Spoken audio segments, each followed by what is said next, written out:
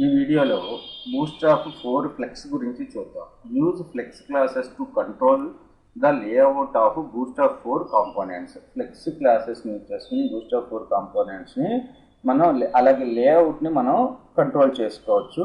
Flex box, అసలు flex box అంటే flex box మీకు సిఎస్ఎస్లో ఫ్లెక్స్ బాక్స్ ఐడియా ఉన్నట్టయితే ప్రాబ్లం లేదు, లేకపోతే సిఎస్ఎస్ ఫ్లెక్స్ బాక్స్ ట్యూటోరియల్ అని గూగుల్లో సెర్చ్ కొడితే W3 స్కూల్స్లో మంచి మెటీరియల్ ఉంది, చూడండి. The biggest difference between Bootstrap 3 and Bootstrap 4 is that Bootstrap 4 now uses Flexbox instead of floats and handles the layout. The flexible box layout module makes it easier to design flexible responsive layout structure without using float or positioning. If you are new to Flex, ఇది చదువుకోమని చెప్తున్నారు. To create the Flexbox container and to transform direct children into flex items, use the dflex class. So first మనం గుర్తుపెట్టుకోవాల్సింది dflex class గురించి మనం first చూద్దాం.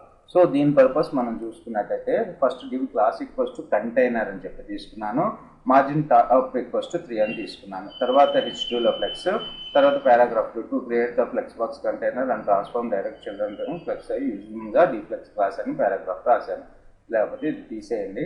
తర్వాత div classes equals to div ఒక div ట్యాగ్ తీసుకుని div class equals to flex box item 1, item 2, item 3. So classes padding to BG info, background info ఇచ్చాను, BG warning ఇచ్చాను, బీజీ ప్రైమరీ ఇచ్చాను. ఇప్పుడు మనకి వితౌట్ ఫ్లెక్స్ dflex క్లాస్ తోటి మనకి మన పేజ్ ఏ విధంగా డిస్ప్లే అవుతుందో చూడండి. సో మన సైట్ ఫ్లెక్స్ బాక్స్ ఐటమ్ 1, 2 మనకు హారిజాంటల్గా 3 డివ్లు కనపడుతున్నాయి అంతే, ప్యాడింగ్ 2 తోటి, అలాగే బ్యాక్గ్రౌండ్ కలర్ తోటి. ఇప్పుడు నేను d-hyphen క్లాస్ డివ్కి మొత్తానికి ఒక div ట్యాగ్ తీసుకున్నాం కదా, అందులో d-hyphen flex అని ఇస్తే ఏమవుతుందో చూడండి. d-hyphen flex, ఓకే, dflex క్లాస్ని యూజ్ చేసుకుంటే హారిజాంటల్గా వచ్చింది మనకి. ఓకే, తర్వాత వచ్చేసి ప్యాడింగ్ 3 తీసుకున్నట్టయితే, సో దీనికి ఒక కలర్ కూడా తీసుకుందాము dflexకి. bg-hyphen secondary SE, bg-SE CONDARY.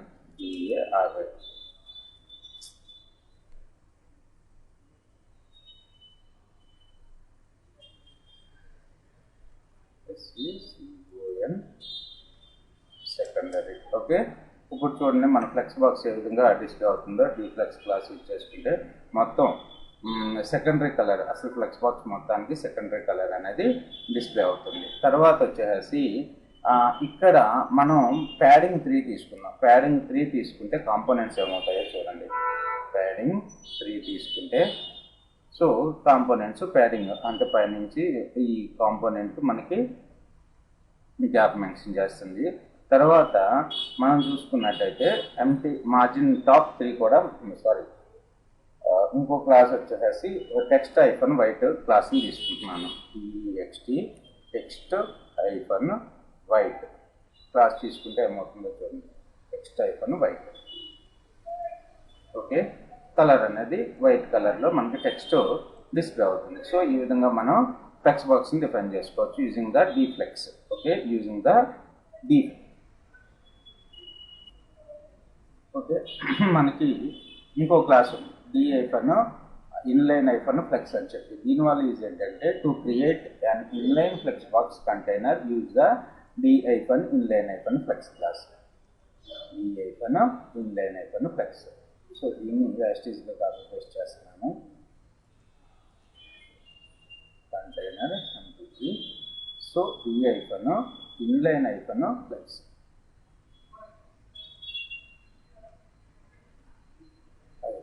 Flex, ఇప్పుడు మనకి ఇన్లైన్ ఫ్లెక్స్ ఏ విధంగా డిస్ప్లే అవుతుందో చూడండి. ఓకే,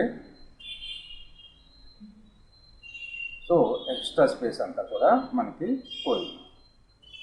సో ఇక్కడ definition to create the inline flex container use the d-hyphen inline flex. Horizontal direction, use the flex row to display the flex item horizontally. This is defined. Use the flex-hyphen row-hyphen reverse to right align the horizontal direction. Okay. So ఇక్కడ చూసుకున్నట్టయితే d-hyphen flex-hyphen row క్లాస్ని use చేసుకుంటే ఏమవుతుందో చూడండి. flex-hyphen row class, flex hyphen ఈ flex తర్వాత flex hyphen row క్లాస్ని వాడుతున్నాము. Flex hyphen row class వల్ల యూజ్ అంటే చూడండి. సో ఏం చేంజ్ కలగలేదు, ఎందుకంటే ఇది బై డిఫాల్ట్గా ఇలాగే ఉంటుంది. ఓకే, రో క్లాస్ని ఫ్లెక్స్ హైఫన్ రోనే తీసుకుంటుంది. లేదు అనుకుంటే row hyphen flex hyphen row hyphen reverse క్లాస్ని తీసుకుందాం. సో దీనివల్ల బెనిఫిట్ ఏంటో చూడండి. Flex hyphen row hyphen reverse. Okay, మనకి రివర్స్ డైరెక్షన్లో డిస్ప్లే అవుతుంది. ఓకే, సో ఇక్కడ వాడదాం, ఇన్లైన్ ఫ్లెక్స్లో వాడదాము. ఫ్లెక్స్ హైఫన్ రివర్స్ క్లాస్ వల్ల బెనిఫిట్ ఇది. సో ఫ్లెక్స్ ఐటమ్స్ 1 2 3 ఇంతకు ముందు 1 2 3 ఈ విధంగా డిస్ప్లే అవుతాయి, ఇప్పుడు ఈ విధంగా డిస్ప్లే అవుతున్నాయి రైట్ నుంచి.